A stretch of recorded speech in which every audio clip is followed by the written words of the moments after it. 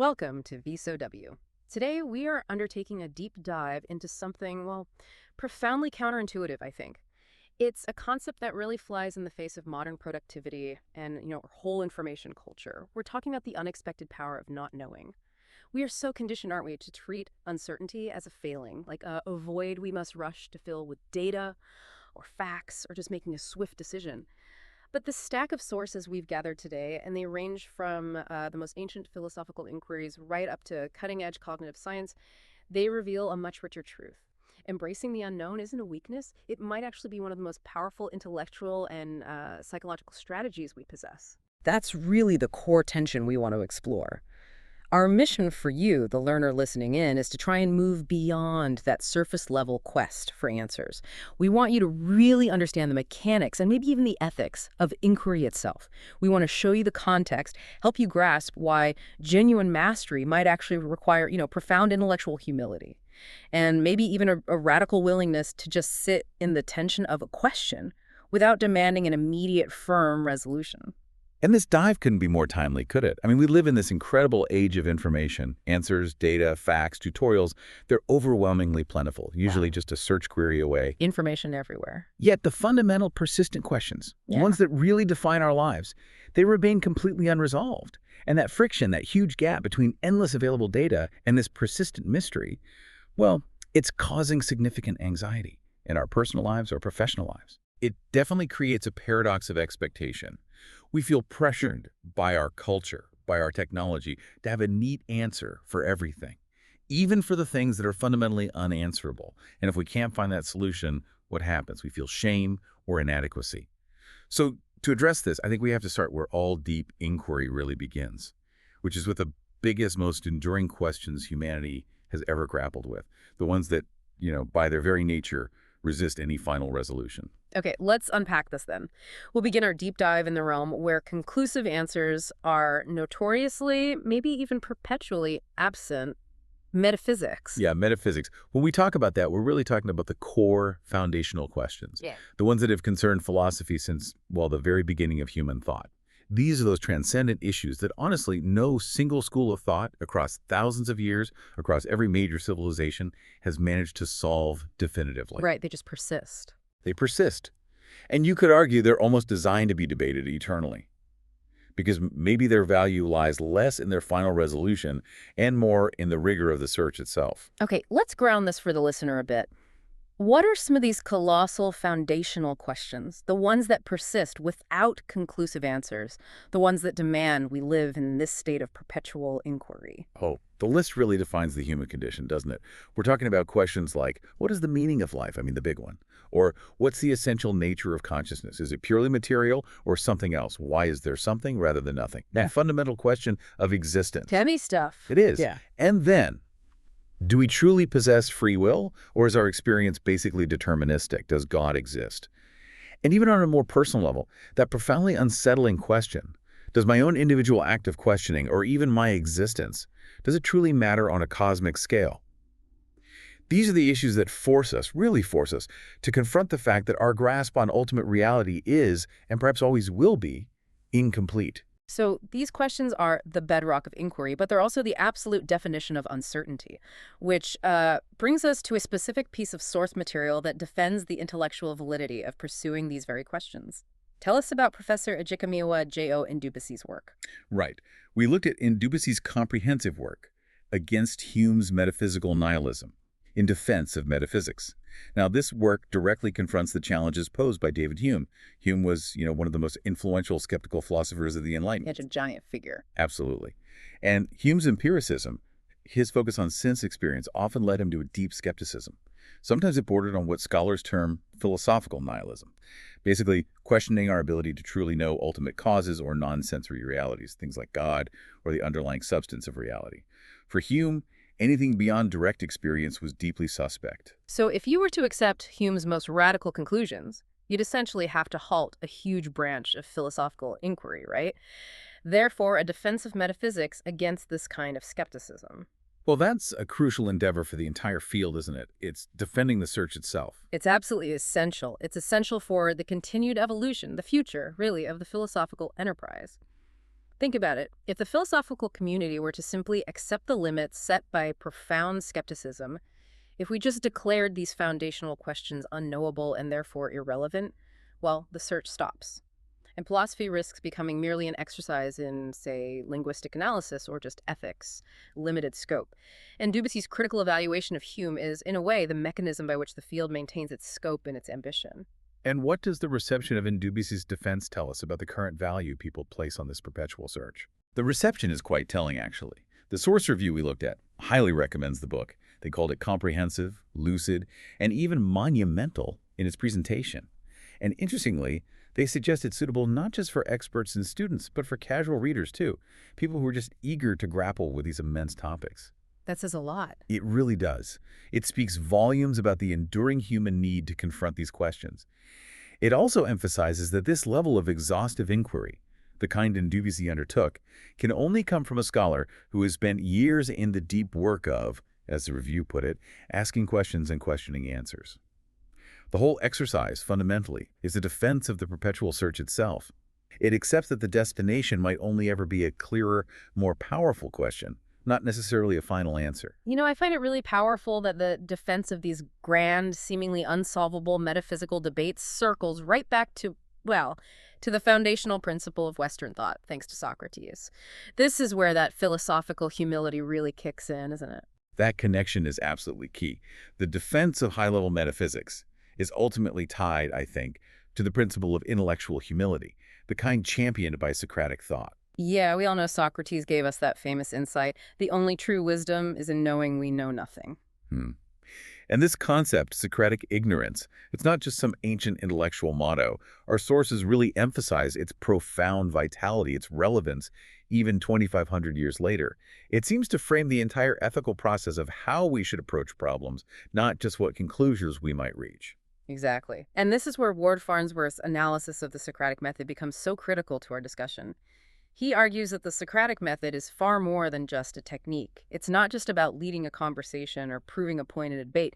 He actually positions it as an ethic, a way of life almost built around specific virtues. Okay, which virtues are those? Farnsworth identifies the Socratic ethic as being defined by patience, inquiry, humility, and doubt. It's explicitly presented as an aid to better thinking and, crucially, as a remedy for bad habits of mind, like jumping to conclusions or refusing to question our own beliefs. So the ultimate goal, perhaps, of engaging with those grand, unresolved questions of existence. It isn't necessarily to land on the definitive final answer to metaphysics. Rather, it might be to cultivate the precise attitude, that foundational Socratic humility that's required for any intelligent, respectful, and ongoing search. So, part one essentially teaches us that the greatest philosophical strength might lie not in claiming certain knowledge, but in humbly and rigorously acknowledging the vast limits of your own intellect and defending the right to keep asking the questions. Precisely. Defending the search itself. Okay, so if the great philosophers taught us that the greatest strength is admitting uncertainty, then why? Why does the lack of answers today cause so much profound stress, so much anxiety, even shame? Why have we, collectively, seemed to abandon Socratic ignorance in favor of demanding certainty all the time? That's the critical juncture, isn't it? It seems we've been culturally conditioned by our environment. We're immersed in an age of reason and science, sure, but perhaps even more importantly, the age of information. The source material, particularly from Nancy Collier, points out that we've elevated information, research, and logic to this near-religious status, and the result is an overvaluation of thinking itself. And that overvaluation is, I think, the fundamental trap. We've put all our eggs in the reasoning basket, haven't we? Believing the thinking mind is the exclusive road to salvation, that it will solve every single challenge, personal, professional, existential, you name it. And this reverence for logic, it's only intensified by the explosion of technology that promises answers instantaneously. Right. Click a button, get an answer. Exactly. And we now often dismiss observations or experiences if they can't be backed up by an immediate scientific study. As the source notes, it's like asking, what MRI studies can you offer to support this observation? Scientific proof and logic have been crowned the unchallenged kings of knowing. And the consequence of this intense, almost singular focus, well, it's the profound loss of respect for, and maybe even interest in, other valid ways of knowing. The bodily, the intuitive, the experiential. These often get relegated as secondary, unreliable, maybe even irrational. We've been conditioned to believe that we should know everything and that we can know everything. We've reduced the value of human experience down to verifiable data points. Which means that culturally, not knowing is immediately equated with some kind of failing. A moral failing, an intellectual one, a personal one. It gets framed as shame, failure, inadequacy, weakness, being defective, vulnerable, lost, all these negative states. And the pressure starts early. Yeah. Think about that common reprimand we hear throughout our lives, maybe starting in childhood. You should know better. Oh, yeah, that phrase. That phrase perfectly encapsulates the societal judgment that follows any display of intellectual vulnerability or uncertainty. That pressure is just immense. And it's what drives excessive thinking, isn't it? This unceasing need to know, combined with a complete unwillingness, almost a refusal, to accept the unknown. That's the engine that fuels obsessive thinking, and consequently, anxiety. But why? Why does knowing feel so crucial? Because, fundamentally, it creates the powerful illusion that we are in control. If I know the path, if I have the answer, I feel like I can manage the variables. And this illusion, it helps us avoid facing that fundamental, maybe terrifying reality of impermanence. The fact that everything is constantly changing, that variables are limitless, and that we are on this mortal and mysterious journey, as the source puts it, fundamentally out of control. Our anxiety in many ways is a byproduct of trying to intellectually muscle a cage around the constantly shifting reality of life. And what happens when we face that pressure, especially in high-stakes situations, personally or professionally? The source introduces a really powerful and relatable concept here: imposturing. Impostering. Yeah. We fake knowledge. We rush to answers that are often untrue or unsustainable or just shallow, simply to escape the raw anxiety of residing in the unknown. We put on this facade of having a plan because feeling vulnerable feels too dangerous. And the psychological cost of this imposturing, this constant pretending to know, is immense. Precisely because the knowing is often purely illusory. It's not real. We exhaust ourselves just maintaining the facade. The reality is life is constantly depositing us in situations where we simply cannot know the way forward, or at least we can't know it yet. We have to somehow make peace with the fact that we often operate in a fog. The personal anecdote provided in the source offers this incredible psychological pathway out of the trap. The author shares this realization that all their excessive, obsessive, anxious thinking, it just didn't lead to resolution. They realized the knowing they had mentally muscled their way into was temporary, unstable, ultimately illusory. They admitted, I was not any better off. And on the other side of that radical admission, that acceptance of truth, what did they find? Something profoundly healing, utter relief.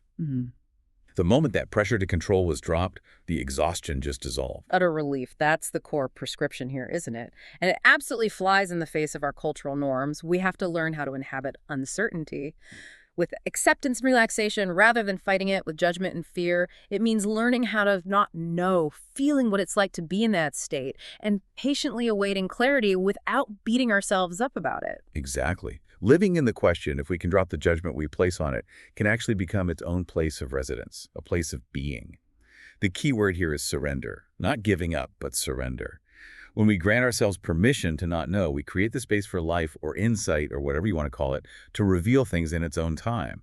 And the paradox is that this surrender, this relaxation into the questions, can deliver deeper, wiser, and far more reliable solutions than anything we could have mentally muscled our way into. I really appreciate that focus on surrender because, like you said, it's not about giving up. It's about aligning with reality, relaxing into the questions. It drops us immediately into the present moment, doesn't it? We stop obsessing about a future we can't control, and we kind of join a larger unfolding, as the source puts it. We relieve ourselves of that crushing burden of constantly trying to control every single turn of life. That's a crucial distinction. It's not about finding safety and having an answer. It's about finding safety in the present truth. Living in the questions, however uncomfortable that instability might feel initially, is simply living in the truth. The truth that we are in an ongoing process without a known immediate outcome. And in that inarguable truth, there's a certain trustworthiness, a reliable safety that the illusion of control can never actually provide. Okay, so we've established that the process, the inquiry itself, might be the destination, at least for now. But if we have to live in the process, how do we ensure we're navigating it effectively? How do we make that process productive? This brings us right back to the Socratic method, doesn't it? Not just as an ethic of humility, but as a practical strategy. A strategy for crafting the highest quality questions we can. Absolutely. Farnsworth describes the Socratic method almost like a practitioner's handbook, a guide to a better life, he suggests. And while it demands those four key virtues we mentioned, patience, inquiry, humility, and doubt, it is ultimately a methodical approach to thinking. It teaches us how to ask the hard questions, and crucially, how to chase after them rigorously without getting distracted by hasty conclusions or easy answers. I want to focus for a moment on its modern relevance, especially in, say, public discourse. George F. Will, commenting on the method, described it as something that actively decelerates reasoning. Decelerates reasoning. I like that. Yeah, it creates necessary space for deliberation, especially when disagreements arise. He pitched it as an essential antidote to some social pandemics of our day. Strong words. That is an extremely strong claim, but you can see why it's justified when you consider the current environment, right? In such a polarized world where, as the commentary notes, invective and hasty judgment seem to have replaced deliberative reasoning and rational argument, well, the Socratic process insists on rigorous questioning and intellectual honesty. It forces us to slow down our judgments, to really interrogate the premises of our own arguments and also those of others. So the goal isn't just to be comfortable with not having the answers, but to constantly improve the quality of the questions we're generating. This leads us to a critical distinction raised by thinkers like Terry Hike. Why are questions, good questions, actually superior to answers? Hayek explains the fundamental nature of each, and it's quite illuminating. Answers, even when they're at their most accurate, are essentially temporary. They're decaying responses. As the world changes, as technology evolves, as the context shifts around them, answers constantly need to be reformed, remade, reevaluated. They have surprisingly short shelf life. They might solve a problem now, but often they create new ones down the line. Okay, so answers are temporary. What about questions? Quality questions, the acute, maybe troubling, precise kind, their function is different. They seek to understand, to clarify, to frame, and to evaluate. Hayek argues that learning to ask important questions is the single best, most reliable evidence of genuine understanding. It far surpasses the temporary satisfaction you might get from finding a correct answer on a test or in a meeting. He uses a great analogy to illustrate this. The clock maker versus the question maker. Yes, that's a wonderful analogy. And it's key, I think, to understanding pedagogical design, but also intellectual design more broadly. Can you break down that distinction for us? How does the clockmaker analogy apply to the process of inquiry? Okay, so a precise, resonant question keeps the learner locked into the mind of the clockmaker. That's the mind concerned with design thinking, with function, causality, how things came to be, how they work fundamentally. You're sitting in the glow of the original creation, focused on the underlying processes. However, a bad question, one designed purely for recall, maybe keeps the learner focused entirely on the question maker. It forces them to guess the intent of the test designer, or the teacher, or the boss. Ah, right, that guessing game. Yeah. Trying to figure out what the authority figure wants you to say, that feels like the clearest hallmark of a bad question. If a question encourages learners to guess what the question maker is thinking, rather than actually engaging with the material itself, it's failed its purpose completely. Exactly. Bad questions are like using a bad tool. They halt thinking, they freeze it, they deflate curiosity, they derail the process. Because they don't prompt genuine curiosity or critical synthesis. They can be bad for many reasons. Maybe they're irrelevant or based on faulty premises. Maybe they're loaded with hidden cognitive biases or logical fallacies. Or sometimes they're just poorly worded, syntactically corrupt. Fundamentally, they fail to facilitate long-term adaptive learning. And the greatest danger Hayek identifies here isn't just, say, a poor test score. It's the tragedy of intellectual reductionism. That's right. When we take a complex, rich issue like, say, a piece of classic literature or an intricate engineering challenge or a difficult ethical dilemma, and we reduce it prematurely to just a series of discrete questions, Yeah. we create what he calls the illusion of an endpoint to thinking. The student or the employee feels they've achieved understanding. They kind of exhale mentally, and then their mind just sits passively and waits for another question. They stop engaging with the concept on their own terms. And that is precisely what the sources are cautioning against, isn't it? The mind must never exhale, but grapple. The mind should wrestle with the text or the concept or the problem until a new question, maybe a better question, emerges organically from that deeper engagement. Therefore, the practical takeaway for you, the learner, is quite profound, I think. Your questions need to be acute, maybe even troubling, and precise. They should function as links to other questions. They should be fragments of curiosity designed to resonate and linger, ensuring the mind continues its inquiry long after the initial question is posed. Good questions should almost jab and burrow into the mind, propelling further thought rather than just making some troubling noise and fading away. So the ultimate goal then is to lock ourselves out of that easy guess the answer mode, and instead force ourselves to huddle inside the mind of the clockmaker, where the difficult fundamental processes of creation and understanding actually reside. Well put. That's the challenge. Okay, so we've established the philosophical necessity, maybe, and the psychological benefit of embracing uncertainty and the power of the question. But life, especially in areas like business or managing personal risk, requires action eventually. We can't perpetually live in a state of pure philosophical inquiry. Right. Eventually you have to do something. Exactly. So now we need to pivot to cognitive science. Let's examine the reality of dealing with risk and decision-making when those elusive answers must eventually lead to some concrete action. Okay, this brings us into the territory of decision research. And traditionally, this field has been dominated by what's called expected utility theory, or EUT. Now, for the listener who might be unfamiliar, EUT basically posits that rational agents should make decisions by calculating all the potential outcomes, weighing them by their probability, and then choosing the option that maximizes their expected utility or value. It's very mathematical. EUT is the standard, purely rational model, yes. But as our sources, particularly Shai and Valley, point out, EUT often limits its own explanatory power because it largely overlooks the actual, messy, often quite irrational cognitive processes involved in human decision-making. Of course, we have to acknowledge the massive influence of Daniel Kahneman and Amos Tversky here. Their work on prospect theory identified how humans consistently deviate from EUT. They identified biases like loss aversion that showed pretty clearly we are not the perfectly rational actors EUT assumes us to be. So we're moving from that purely rational, idealized model to exploring the bounded reality of the actual human mind. What's the primary alternative approach that tries to account for these human limitations? Well, the foundational alternative really comes from Herbert Simon, and it was expanded significantly by Gerd Gigerenzer and others.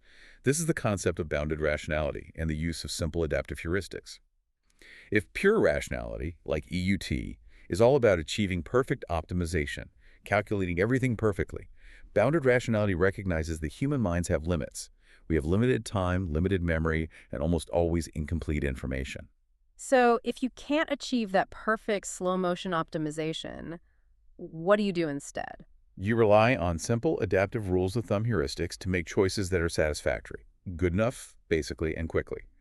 This approach is rooted in what's called ecological bounded rationality, the idea that our cognitive processes have evolved to function pretty well in complex environments, environments characterized by uncertainty, complexity, ambiguity. Even if the choices we make aren't always mathematically optimal in a pure sense, we're built to be good enough, fast. And this is where a novel approach called challenge theory, or CT, developed by Shai and Haber, comes into the picture. This theory aims to integrate these adaptive heuristics into a cleaner, maybe more streamlined, dual system model of cognitive decision-making. That's right. CT attempts to streamline the decision process into two sequential phases.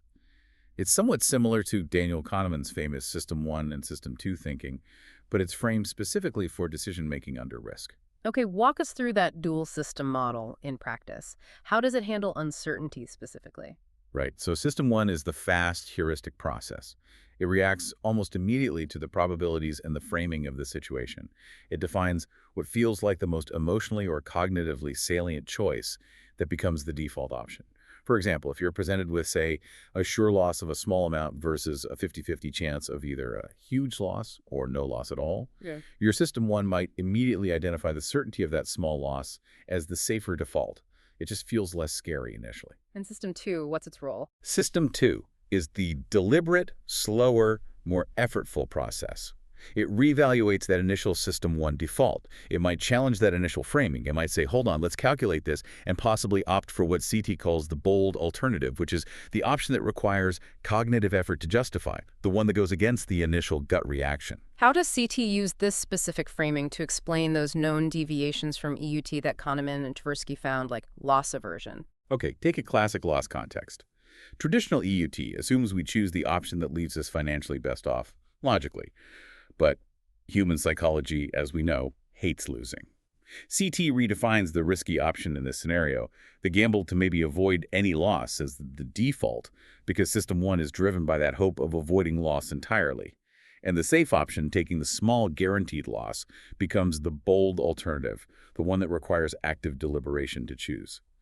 This streamlined one-parameter explanation helps clarify effects like the certainty effect, where we disproportionately prefer guaranteed outcomes, and loss aversion much more cleanly, perhaps, than models that just treat them as weird, inexplicable deviations from pure rationality.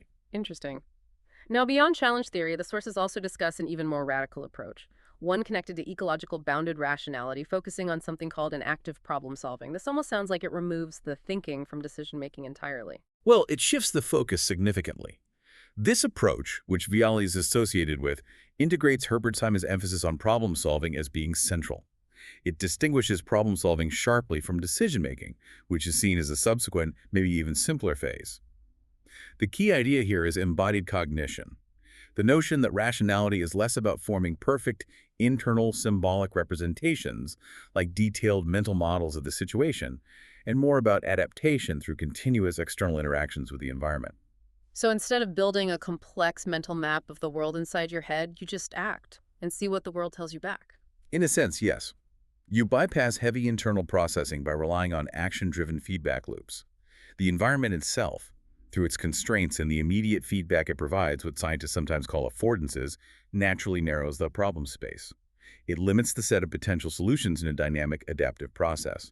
Rationality, in this view, lies more in the efficiency of your adaptation through action, rather than in the complexity of your internal thought process beforehand. Okay, to bring this out of the theoretical and into more relatable human experience, let's look at some specific research findings from the volume we reviewed.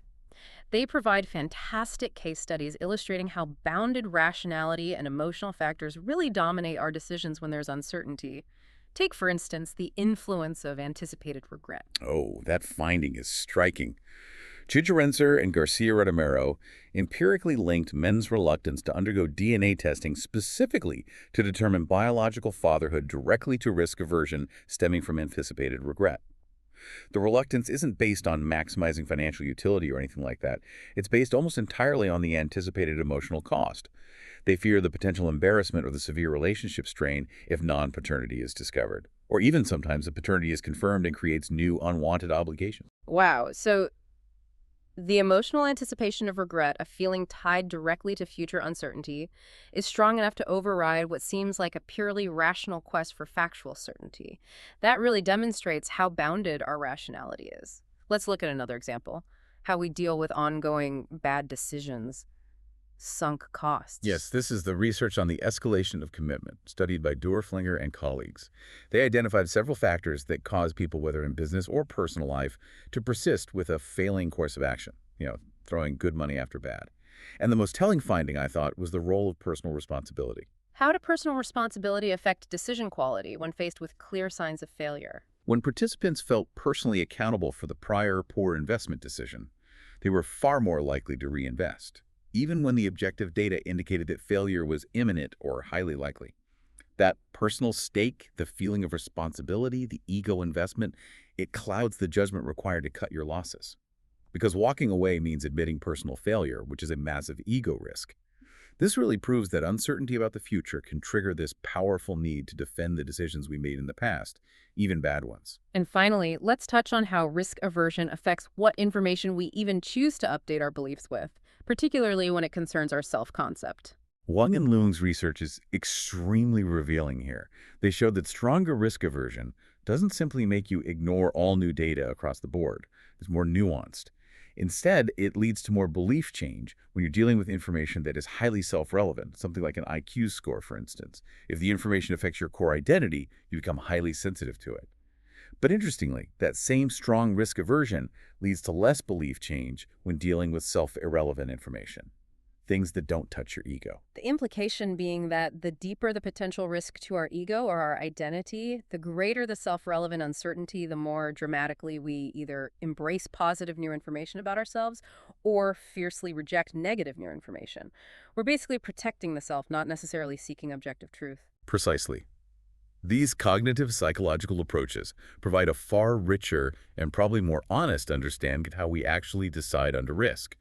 They acknowledge that emotional factors and adaptive shortcuts are usually driving the process, not pure logic. But we really must conclude this section with a necessary synthesis, and it draws on a rather profound observation made by Amos Tversky himself, one of the founders of prospect theory. What was Tversky's Rye synthesis after spending decades documenting all the ways humans deviate from pure rationality? He observed simply that despite deviations from EUT, humans have managed rather well. Meaning that even though our cognitive processes cause us to deviate constantly from being perfectly rational actors, we still survive. We achieve our goals, we manage the complexity of life reasonably well. It's exactly. Cognitive psychological approaches give us the best understanding of how we decide. But ultimately, our adaptive rules of thumb, our heuristics, have evolved because, on the whole, they generally promote human goals and survival. We seem to be built to be good enough, fast enough, and resilient enough to navigate an uncertain world. The observed deviations from perfect rationality, according to this view, are often relatively rare, or they occur in rather contrived laboratory scenarios that aren't subject to the harsh pressures of real-world evolutionary fitness. So the science seems to confirm the philosophy in a way. We appear optimized for necessary adaptation in a state of uncertainty, not necessarily for the slow, perfect achievement of certainty. That seems to be the converging message, yes. Hashtag tag outro. So what does this all mean for you, the learner, listening in? We've covered a tremendous amount of ground today.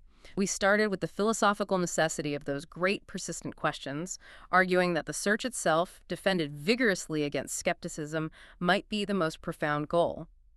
We then moved to the profound psychological relief that can be found in accepting uncertainty, in surrendering that crushing burden of forced control and constant imposturing. And finally, we explored the cognitive strategies, heuristics, challenge theory, adaptive thinking that we actually use to navigate risk in the real world when decisive answers are elusive or impossible. And the journey, really, from Socratic ignorance all the way to modern bounded rationality, it seems to offer a surprisingly unified message. The process of inquiry, the question itself emerges as the most reliable, the most adaptive, and maybe even the most ethically sound tool we possess. We seem to be built to wrestle and grapple with complexity, not to just passively sit back and wait for the next easy answer to be handed to us. I think the final provocative thought for you to take away should circle back to that emotional release we discussed in part 2. We learned that good questions should be links to other questions, compelling the mind to continue its work, to keep grappling. So consider this. How much of your current anxiety, maybe about your career or relationships or just the future in general, how much of that could potentially be mitigated simply by granting yourself the radical permission to move? To move from the shame of not having the answer to the curiosity and acceptance of living in the question. That shift from self-judgment to genuine curiosity that feels like the ultimate power unlocked by truly embracing the unknown. That shift really is transformative, I believe. It changes everything. If you enjoyed this deep dive into uncertainty and the power of the question, please do subscribe, like, and maybe leave a comment to let us know what topics you'd like us to explore next time. Thank you for listening to VSOW.